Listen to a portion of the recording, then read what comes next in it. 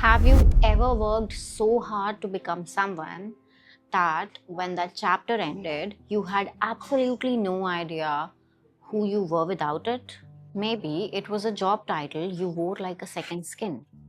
Maybe a relationship that defined your whole personality. A sport, a rank, a reputation you spent years building. And one day, it was gone. Not because you failed, not because something went wrong, but because the chapter had ended. And instead of feeling free, you felt hollow.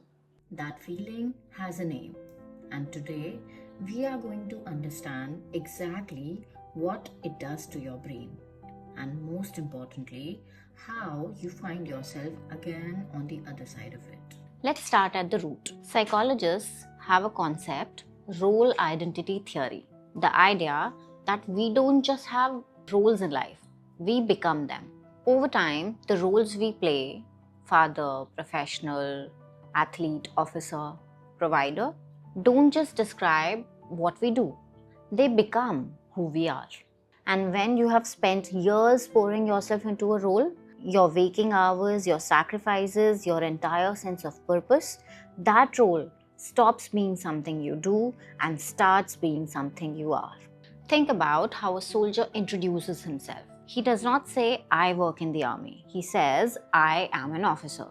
That word, am, is everything. And here's where it gets psychologically interesting. There is a concept called identity fusion, where your personal identity and your role identity merge, and you no longer can tell where one ends and one starts.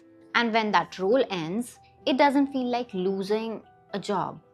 It feels like losing yourself. This is not weakness. This is not lack of resilience. This is neuroscience. Your brain has literally wired that role into your sense of self. Losing it triggers the same neural pathways as grief. You are not falling apart. You're grieving an identity, and that is a completely different problem. And now, why does this hit our generation so hard specifically? Because we were sold a particular story. Work hard, sacrifice enough, commit enough, and the role will define you. The title will mean something. The uniform, the designation, the rank, it will make you matter. And many of us believed it completely. We made our careers, our personalities, our LinkedIn bio became our identity. Our job title became our answer to who you are. And it worked until it didn't. Here is what Robert Cialdini's research on social proof tells us about this. We are deeply wired to define ourselves through external validation. We look at the people around us, peers, parents, society, to understand what success looks like. And when that external marker disappeared, we don't just lose the role, we lose the proof that we mattered. That is why retirement hits harder than expected. That is why redundancy hits harder than expected. That is why the end of long-term relationship hits harder than expected. It was never just the role. It was the proof of your worth that the role was carrying for you. And when the role goes, that proof goes with it.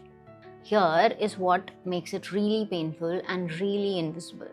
When someone loses a person, the world shows up. There are rituals, there is a space to grieve. But when someone loses an identity, nobody shows up. Because from the outside, nothing has changed. You still have your health, you have your family, you have your life. But when you walk into a room and somebody asks you, so what do you do? And for the first time in life, you don't have the answer. And that single moment of not knowing, that's the grief nobody sees. There is a psychological term called disenfranchised grief. Grief that isn't socially recognized or validated. Grief that you are expected to just get over. And identity loss sits right in the middle of it. Think about it for a moment. Imagine you have spent 10 years on a role. Every morning you woke up knowing exactly who you were. You had a uniform, you had a rank, you had a mission. People saluted you, needed you, called your name with respect. And then your last day. There is a party, there are speeches, there are glasses raised. And in the middle of that warmth and celebration, the person in the center of the room quietly slips away to the bar. Not because they are ungrateful, but because they are carrying something that people around them are not able to see. The sadness behind the smile. Not grief for anyone else, but grief for the version of themselves they're leaving behind. That moment, in the center of the celebration, is one of the loneliest psychological experiences that a human being can have. And if you have ever felt that, I want you to know you are not broken, you are not ungrateful, you are simply human. Now let's talk specifically about men. Across cultures, men are socialized to anchor their entire sense of worth in what they do. Not who they are, how they love, how they show up for others, but in what they do. And when that what disappears, there is no backup identity to fall back on because nobody told us to build one. This is why men who retire, get laid off, or transition out of high identity roles often experience a completely disproportionate psychological crisis. Depression, loss of purpose, relationship breakdown, complete withdrawal. Not because they were weak, but because they were never given the permission to be more than their role in the first place. The role wasn't just a job, it was the entire architecture of their self worth. And when the architecture collapses, there is nothing underneath it. This is something I explored very intimately in my novel Between Two Worlds. The story follows Major Dia, who is retiring after 10 years of service in the Indian Army. And there is a scene in her party where I have poured a lot of truth. She is standing in a beautifully decorated room, surrounded by people who love her.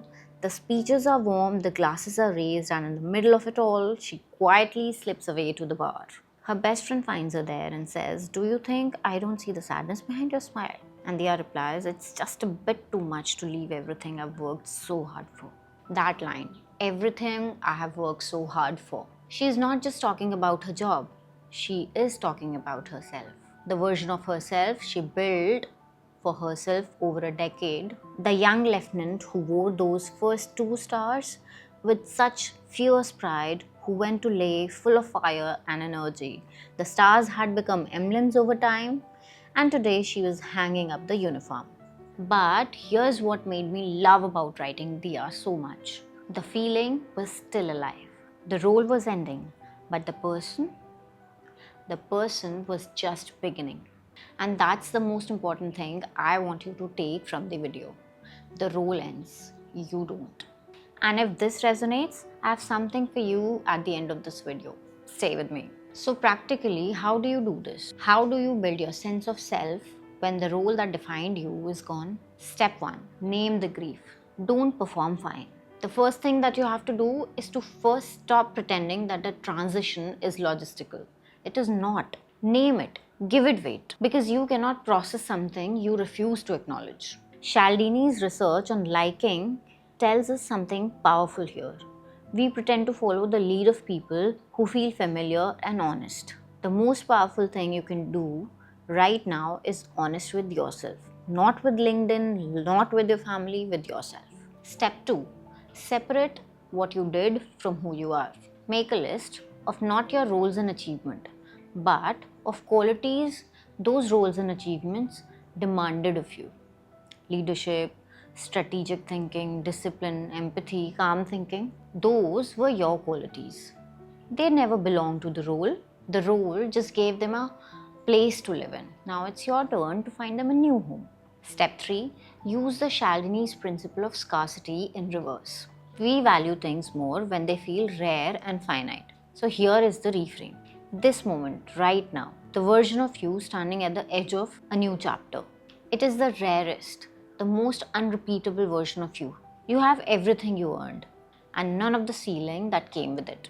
That is not loss, that is the most powerful position you have ever stood in. Step 4. Build an identity floor, not the identity ceiling. The mistake most people do is trying to find the next role as soon as possible, to fill the gap, to have an answer to what do you do again. But that just rebuilds the trap. Instead, build an identity floor, a baseline sense of who you are that exists completely independently of what you do, what you earn, your values, your relationship, and how you show up for the people who matter. That is the floor, and that never gets taken away from you. Before I go, today is a special day. I built this channel because I believe that understanding the hidden forces behind shaping your mind is the most powerful thing you can do. And every comment, every share, every DM that you've sent me, it has meant more than I can put into words. So today, my novel Between Two Worlds is absolutely free on Kindle. Right now, today, until 25th of May. No catch, no cost. Just download it, read it, and let me know.